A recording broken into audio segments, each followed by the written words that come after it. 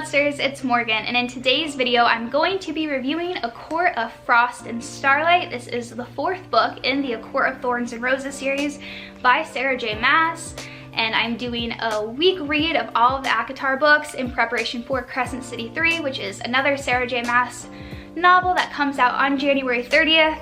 If you're interested in going to release parties, Barnes & Noble is hosting them across the country, and they start at 9 p.m. and then at midnight you receive your book. So if you're interested, call your local Barnes & Noble and get registered. It's free and it's super fun. And if you watch these videos, you will be prepped for the trivia questions for the party.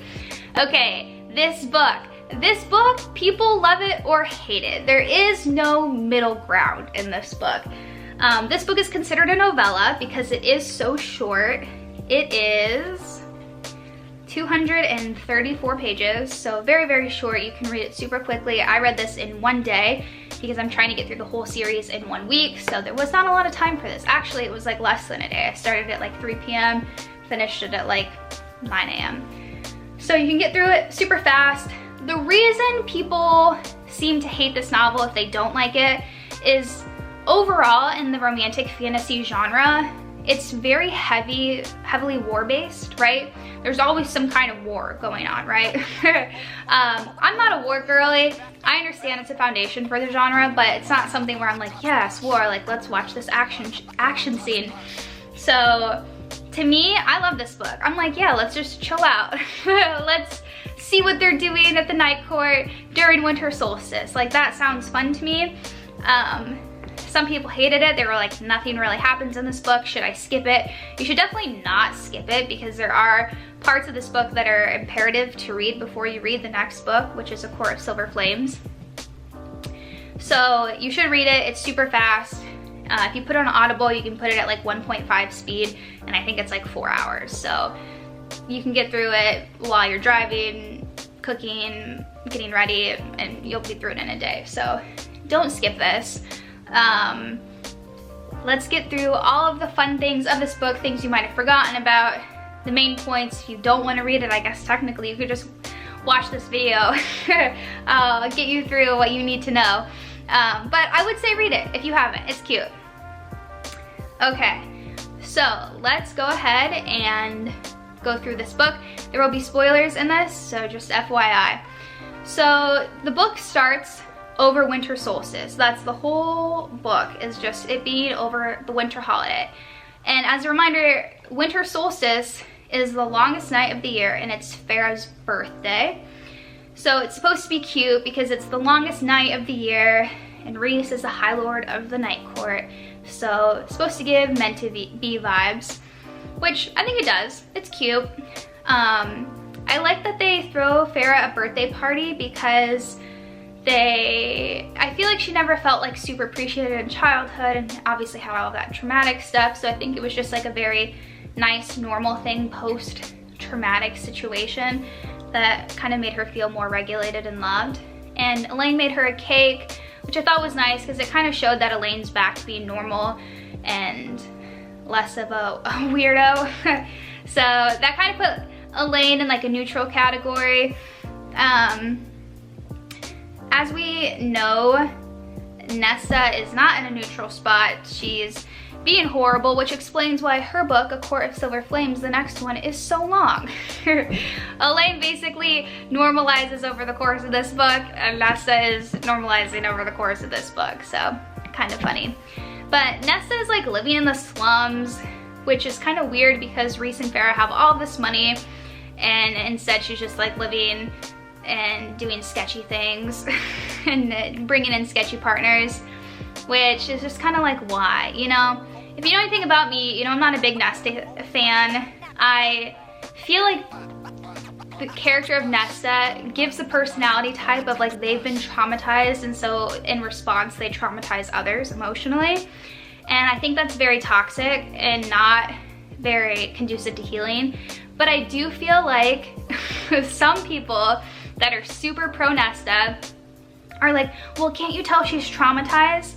And it's like, yes, but that doesn't mean you have to traumatize other people. Like, doesn't that seem counterintuitive to be treated horribly and then treat others horribly?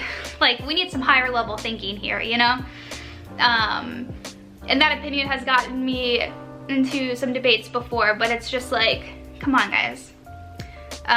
So anyways, Nesta needs money for rent. So Feyre's like, if you come to winter solstice, I'll give you the money for rent. Which Nesta doesn't have any other options, so she has to go. And she's like neutral while she's there, nothing crazy. And then Cassian chases her out the door, tries to like go up and talk to her as she's leaving, and she's super rude and hurtful to him. I love the character of Cassian. I think he's such a good guy. I do think he is in a situation where Nesta is emotionally abusing him and he's not removing himself from the situation. I feel like Cassian gives Nesta way too many chances, and as evidenced by how long this book is. And he's always like, I don't know, I just feel like he is too nice to her, and I don't think it helps for the first half of the book. So I love him, but I'm also like, you need to pick better partners. So that's kind of a foreshadowing of this book, is the Nesta Cassian scene, and just like the fact that she's horrible and being gross and stuff. The next thing that is big that happens is Feyre and Rhys decide they want to have a baby. In the next book, they talk about how Feyre has issues. This isn't a huge spoiler. This is like super big, but they talk about how Feyre has issues because the Illyrian wings don't necessarily fit in her womb, so they have to like do different things for that. My question is, if you were deciding you wanted to have a baby with someone who has wings, what do you think, how is this gonna work? You know, that would be my question. That would be one of my first questions. How does this seem like this is going to work? And they don't ask that, which, you guys don't have a doctor, you know? I feel like Rhys having a baby with anyone should have definitely just been like, let's just go to the doctor, especially someone that used to be human and was like technically made. Like, what's the vibe, you know? Just see a doctor. I feel like that would have saved them a large portion of the next book had they just visited a doctor and figured it out from there. The next big thing that happens in the book is Rhys buys her a new house, which is foreshadowed super early in the book because Feyre's like, the House of Wind is too big, the townhome is too small, we need something new and fresh. This feels very like old and reminds me of a lot of the traumatic stuff. So he buys her a new house, which makes sense because in the next book, Nesta is in the House of Wind, so you kind of have to separate people into different areas. And Feyre doesn't tell him that she's pregnant for a while, so she's kind of like posted up at the House of Wind, or the new house. So that makes sense. And then we move on to Rhys visiting Tamlin. Tamlin's pretty depressed. By the end of the book, Tamlin has kind of realized he needs to start being a better guy. Rhys's last visit to him, Tamlin's like, do you think Feyre will forgive me? And Rhys is like, I don't know.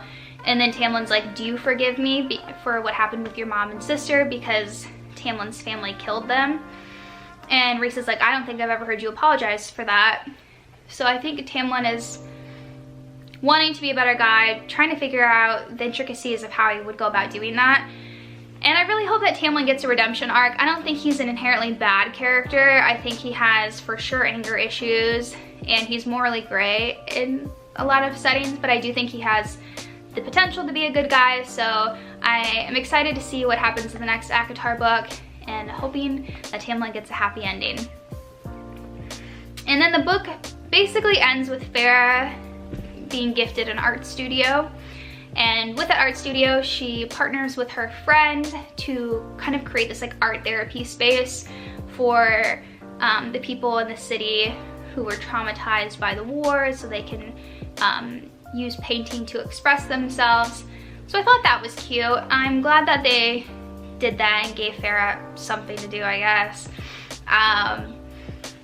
And that's basically how the story ends, just with them, I guess, prepping for the baby and us getting a foreshadowing of Nesta's journey in this long book.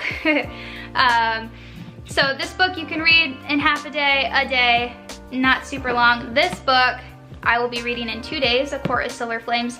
It is almost exclusively about Nesta and then about Feyre's pregnancy. That's basically all that happens in this book.